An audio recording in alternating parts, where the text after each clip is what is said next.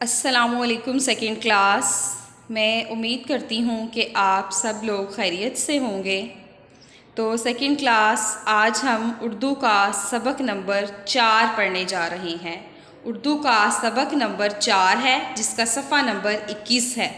तो आप सब लोग अपनी उर्दू की बुक का सफ़ा नंबर 21 खोलें और मेरे साथ साथ रीडिंग करें। सबक नंबर है हमारा 4, अज़ीम रहनुमा का बचपन। अज़ीम रहनुमा का बचपन।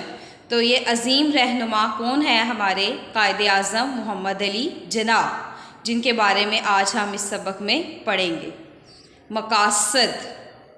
मकासद यानी इस सबक को पढ़ने का मकसद क्या है, इस सबक को पढ़ने के बाद हम क्या सीखेंगे और हमारे जो अज़ीम रहनुमा हैं मोहम्मद अली जनाब, उनके बारे में हम इस सबक के अंदर आज क्या पढ़ेंगे।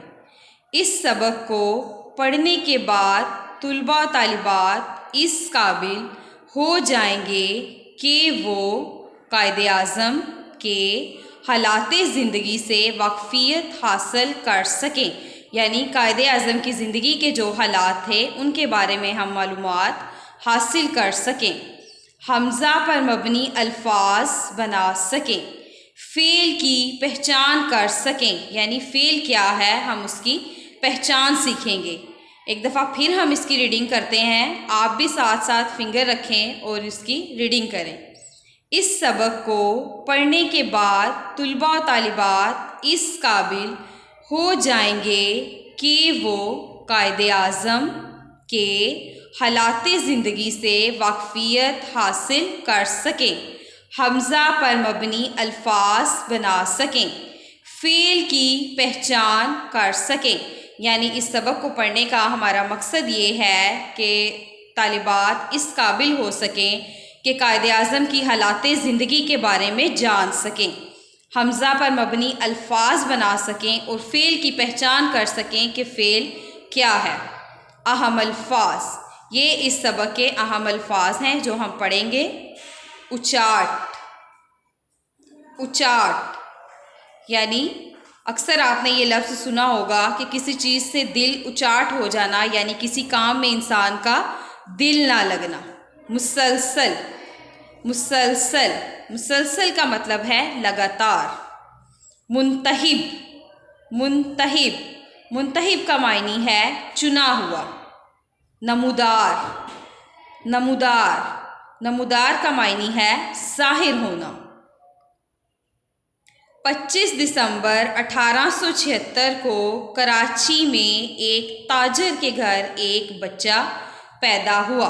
ये किस बच्चे की बात हो रही है? हमारे जो अज़ीम रहनुमा हैं कायदे आज़म मोहम्मद अली जनाब, उनके बारे में बताया जा रहा है कि वो 25 दिसंबर 1876 को कराची में पैदा हुए थे।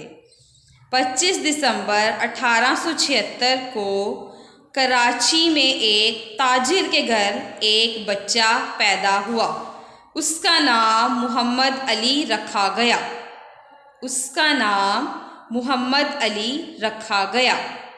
मोहम्मद अली से छोटे 6 बहन भाई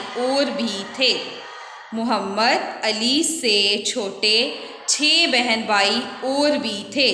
इनके नाम रहमत, मरियम, अहमद अली, शीरी, फातिमा और बंदे अली थे। यानी कायदे आज़म के 6 छोटे बहन भाई और भी थे जिनके हमने ये नाम पढ़े हैं। तो फिर से इनके नाम पढ़ते हैं। इनके नाम रहमत, मरियम, अहमद अली, शीरी, फातिमा और बंदे अली थे।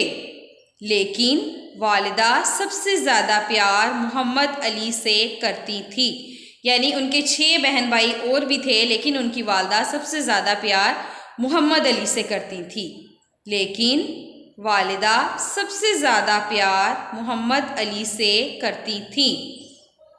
मोहम्मद अली क्रिकेट बड़े शौक़ से खेलता था।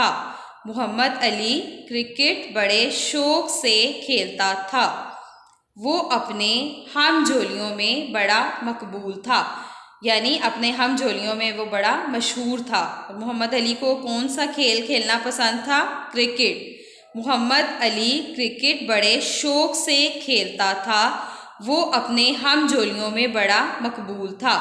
तो स्टूडेंट्स, हम एक दफ़ा फिर से रीडिंग करते हैं। आप अपनी बुक के सफ़ा नंबर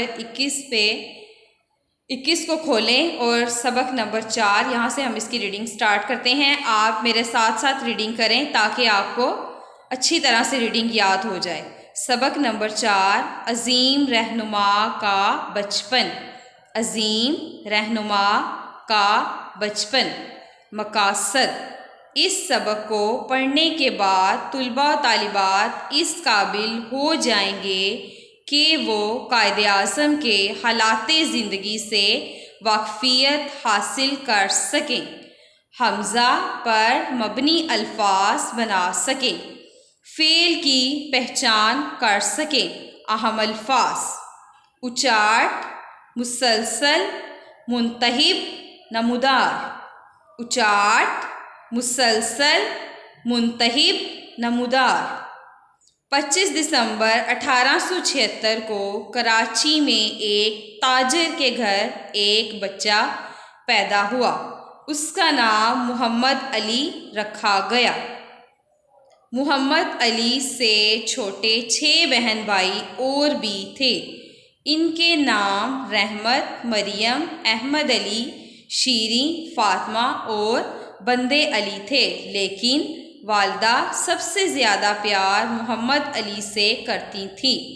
मोहम्मद अली क्रिकेट बड़े शौक़ से खेलता था, वो अपने हमजोलियों में बड़ा मकबूल था। तो स्टूडेंट्स, मुझे उम्मीद है कि आप लोगों को अच्छी तरह इसकी रीडिंग याद हो गई है। आप इसके मुश्किल अल्फाज को अंडरलाइन कर सकते हैं और घर में अपनी मदर से हेल्प ले सकते हैं। जो आपको अल्फाज मुश्किल लगते हैं वो आप उनसे पूछ सकते हैं। अस्सलामु अलैकुम।